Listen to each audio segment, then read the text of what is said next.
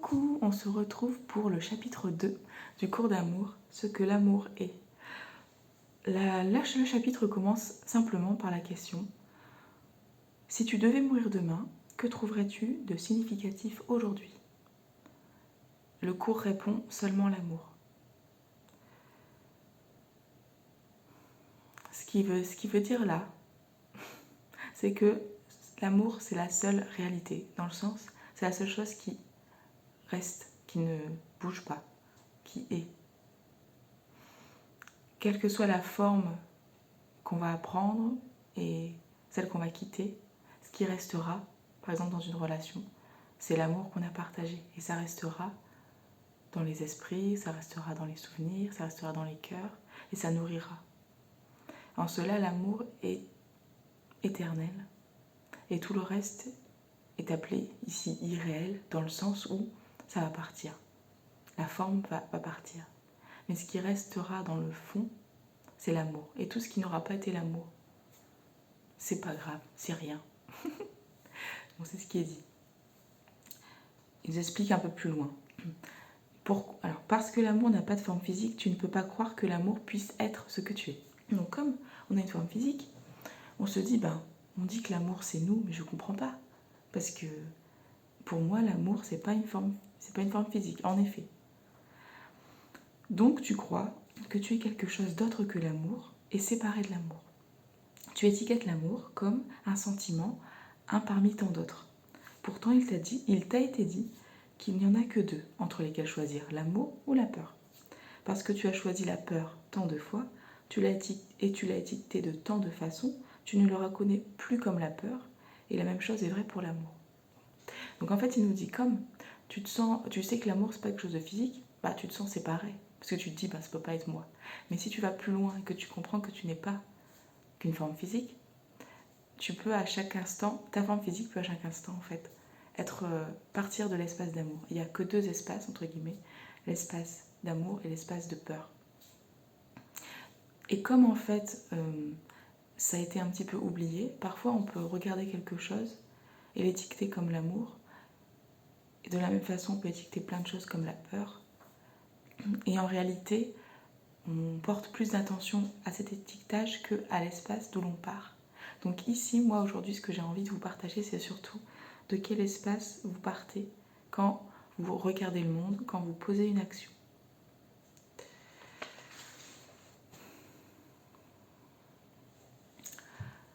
Il nous dit aussi que l'amour ne peut pas être enseigné. Mais alors, si l'amour ne peut pas être enseigné, mais seulement reconnu, comment cette recognition est-elle rendue possible? Par les effets de l'amour. Car cause et effet ne font qu'un. La création est l'effet de l'amour comme tu l'es. Donc, même si on peut pas enseigner l'amour, on peut le reconnaître. Pourquoi? Parce que même si tu n'es pas sûr de quel espace t'es parti entre l'amour et la peur, tu vas le voir dans les effets, puisque cause et effet ne font qu'un. Donc si tu as des fruits bénéfiques à ça, si justement tu ressens quelque chose de l'ordre de la joie, de l'amour, ou tu vois que ça crée ça autour de toi, même si tu ne sais pas exactement ce que c'est, tu ressens, et c'est ça, c'est là que tu commences à reconnaître l'amour. Et en fait, en reconnaissant les effets que ça donne, tu sais de quel espace tu es parti. Et petit à petit, après, ça va venir. Alors, croire que tu es capable d'agir par amour dans un cas et d'agir par colère dans un autre, et que ces deux actions ont le même point d'origine est une erreur aux proportions énormes. Tu attaches encore à l'amour une composante occasionnelle et tu penses qu'agir plus fréquemment par amour est un exploit. Tu étiquettes comme bon le fait d'agir par amour et comme mauvais le fait d'agir par colère. Tu sens que tu es capable d'actes aimants aux proportions héroïques et d'actes peureux aux conséquences horribles, d'actes de bravoure et d'actes de lâcheté, d'actes de passion que tu appelles amour et d'actes de passion que tu appelles violence. Tu te sens incapable de contrôler les plus extrêmes de ces actions qui proviennent de ces extrêmes des sentiments. Il est dit qu'on peut aimer trop ou aimer trop peu, mais jamais assez. L'amour n'est pas quelque chose que tu fais, c'est ce que tu es. Continuer d'identifier l'amour de façon erronée, c'est continuer d'être incapable d'identifier ton soi. Donc là, il nous dit qu'en fait, pour l'instant, comme on se sent séparé, on peut croire qu'on peut poser des actes, des fois d'action, des actes d'amour, des fois des actes d'amour et de passion qui sont de l'amour, des actes de passion qui peuvent être de la violence, qu'on peut être des fois très héroïque et parfois être, je sais pas, mauvais entre guillemets, agir par colère. Mais en fait, il me dit, ça c'est pas vraiment l'important. Parce que dans ces cas-là, tu crois encore que tu es séparé et que tu fais quelque chose. En réalité, tu es quelque chose et ce que tu es produit des effets. Et à partir de cet espace, parfois, ce que tu peux penser être un acte de bravoure est en fait un acte qui part de peur, et parfois un acte que tu peux penser comme de colère et part d'un espace d'amour. Donc, il nous invite à arrêter de voir les choses comme ça, mais plutôt de regarder que l'amour, c'est ce que tu es. Parce que de toute façon, il nous dit continuer d'identifier l'amour de façon erronée, c'est continuer de vivre en enfer. Dans le sens où, dans ce cas-là, c'est horrible pour toi, parce que des fois, tu vas te sentir faire des choses bien, puis faire des choses pas bien, et tu vas continuer à te juger, à te séparer, et c'est une cause énorme de souffrance. Donc il nous dit, tu vas continuer à vivre difficilement, et en fait, ce que tu vas faire, ce qu'il nous explique après, c'est que tu vas chercher une vie du coup peu nuancée, avec un certain équilibre pour ni être dans le trop, ni être dans le pas assez, mais en fait c'est une vie tiède, et c'est pas forcément ce que tu veux en vrai, mais c'est quelque chose que tu mets en place pour éviter justement tous ces mécanismes de jugement et de culpabilisation, mais qui viennent du fait que tu crois être séparé.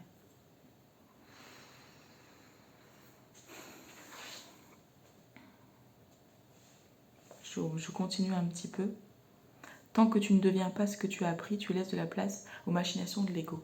Donc tant que tu n'es pas l'amour, entre guillemets, mais que tu crois faire des actes d'amour, tu donnes de la place à l'ego qui va juger, qui va te séparer, qui va dire ah c'est bien, ou ah là j'ai vraiment fait quelque chose de bien, ou ah là j'ai été nulle, ah là là, blablabla. Donc en fait il nous invite juste à être dans cet espace et ne pas nous observer comme séparer cet espace. Il nous rassure aussi. Ne crois pas que tout ce que tu as appris n'accomplira pas ce pourquoi il t'a été donné. Ne crois pas en ton échec ou au succès de l'ego. Tout ce que tu as appris est toujours en toi, sans égard à ta perception du résultat de ton apprentissage.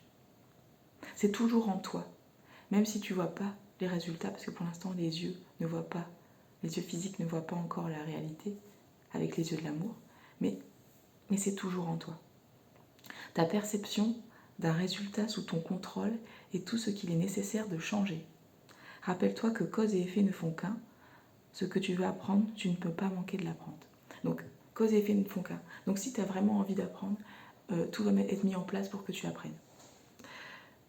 La seule chose que tu dois lâcher, il nous dit, c'est ta perception d'un résultat sous ton contrôle et tout ce qu'il est nécessaire de changer.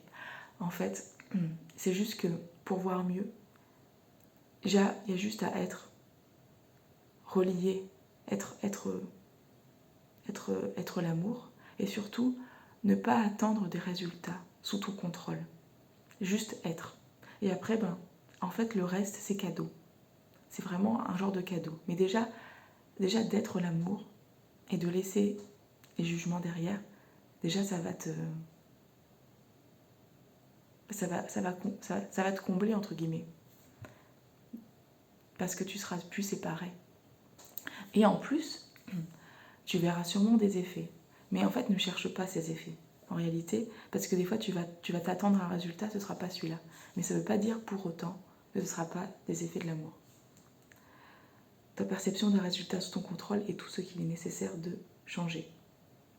Il n'y a pas de butin à amasser, etc. Donc, ce qui nous explique ce que l'amour est, en gros ce que l'amour est, tu ne peux pas l'enseigner. Par contre, tu peux le reconnaître. Tu peux le reconnaître parce que cause et effet ne font qu'un. Et qu'à un endroit, tu sais très bien quand quelque chose en toi et autour de toi sent cette complétude, cette joie à être simplement, et quand parfois, même si tu donnes beaucoup d'amour, tu as l'impression de faire des actes vraiment super bienveillants, il y a quand même un vide en toi. Et donc en fait, ça dépend pas de l'acte, ça dépend de quel espace tu pars. L'espace d'amour ou l'espace de peur. L'espace de peur, c'est quand tu te sens devoir faire les choses tout seul, ne pas être relié à Dieu, entre guillemets, qui est l'amour. Puis quand tu te sens relié à l'amour, en fait, tu es l'amour. Et en fait, là, ça s'exprime, ça se fait. Et la seule joie d'être relié à l'amour et d'ouvrir ton cœur à cette possibilité fait que tu es l'amour et que tu ne te sens pas séparé, que tu n'es pas en train de t'observer faire les choses et tu fais les choses. Et qu'il y a des choses qui vont se passer, des résultats qui sont hors de ton contrôle, que tu laisses libre et qui finalement sont les effets de l'amour. Donc, rappelle-toi, si tu devais mourir demain, qu'est-ce que tu trouverais de significatif ? L'amour, c'est la clé du salut. Comme il dit ça, hein, c'est la clé du salut. Je ne sais pas si c'est la clé du salut. Dans notre façon de parler maintenant, ça paraît un peu bizarre. Mais c'est en tout cas ce qui libère de la souffrance. Parce que l'amour, pour être amour, c'est la reliance. Donc c'est l'arrêt du fait d'être séparé. Et quand tu te sens plus séparé,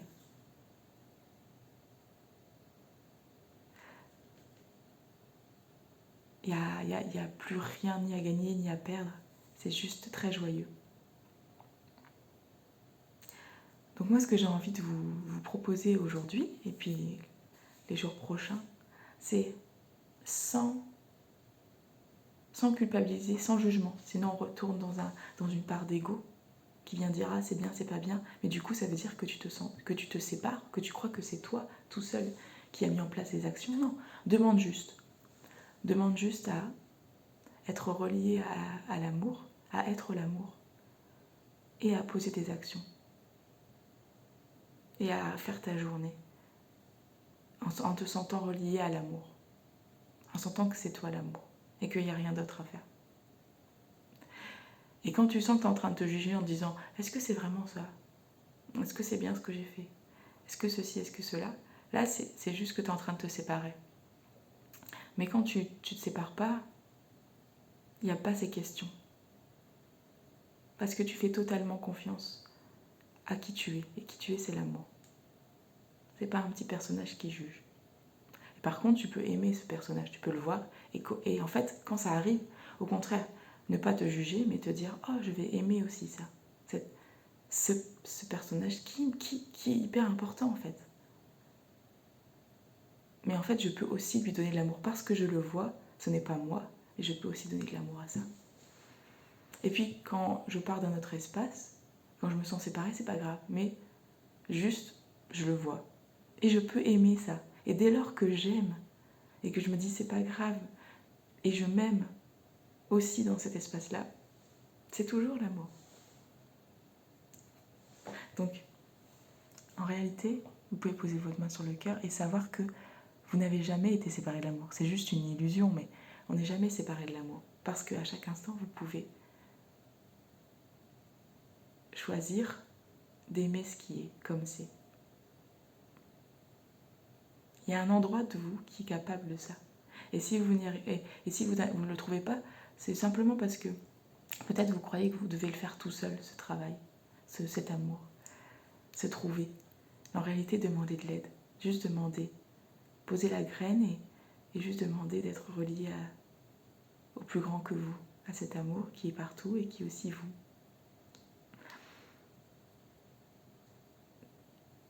Mettez-le vraiment au centre de votre poitrine.